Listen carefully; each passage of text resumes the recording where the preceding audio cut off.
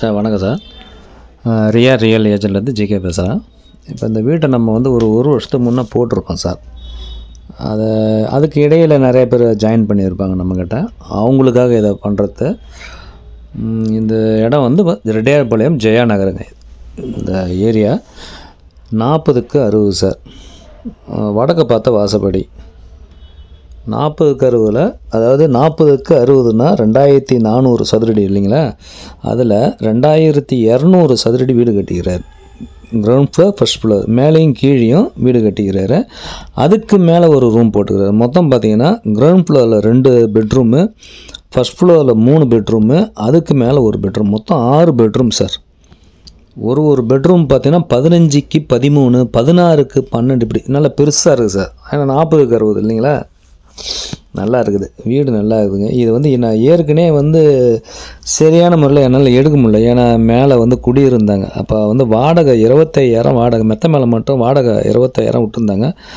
அப்போ நான் என்னால் உள்ளெல்லாம் போயிட்டு எடுக்க முடியல. இப்போ வாடகை காலி பண்ணிட்டாங்க விற்கிறேன்னு சொல்லிட்டு. வீடு தாராளமாக வாங்கலாம் சார். ரேட்டு பார்த்தீங்கன்னா ஏற்கனவே வந்து நம்ம எடுக்கும்போது 3.5 சொன்னார், இப்போ 3.25 சொன்னேன். இப்போ 3க்கு வந்துட்டு என் ரேட்டு ஃபைனலாக 3 ரூபா வந்தால் கொடுத்துறாங்க. ஏன்னா வீடு ஃபஸ்ட் கிளாஸாக கட்டிக்கிறாங்க. அவங்க பொறுமையாக தான் கட்டிக்கிறாங்க. 2010 என்னமோ வந்து அவங்க அப்ரூவ்டு வாங்கி தான் கட்டிக்கிறாங்க. அப்புறம் பொறுமையாக கொஞ்சம் கொஞ்சமாக கட்டிக்கிறாங்க சார். சொந்தமாக கட்டிக்கிறாங்க, கான்ட்ராக்டெலாம் விடல. சொந்தமாக அவங்க ஒரு கிராமத்தில் இட்டாந்து அவங்களே கட்டிக்கிறாங்க. அதனால் வீடு ஒரு கிராக்கு கூட இல்லைங்க. நல்லா இருக்குது, வீடு பார்க்கறதுக்கு நல்லா இருக்குதுங்க. சரிங்க சார். இதை புதுசாக பார்க்குறவங்க கான்டாக்ட் பண்ணுங்கள்.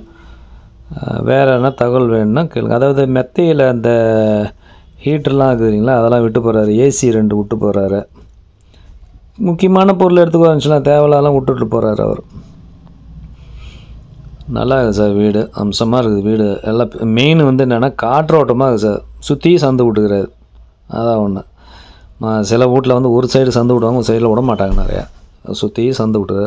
ரெண்டாவது வீடு, சில வீடு நல்ல வீடெலாம் இருக்குது சார். எடுத்துக்கிறேன்.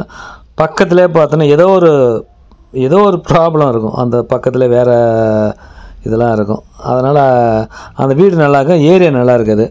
இது சொல்ல தேவையில்லைங்க சார். நல்ல ஏரியா, டீசெண்டான ஏரியா. நல்லா செலவு பண்ணி கட்டிக்கிறாங்க. விருப்பப்படுறவங்க வாங்கலாம் சார். ஓகே சார், பாருங்கள்.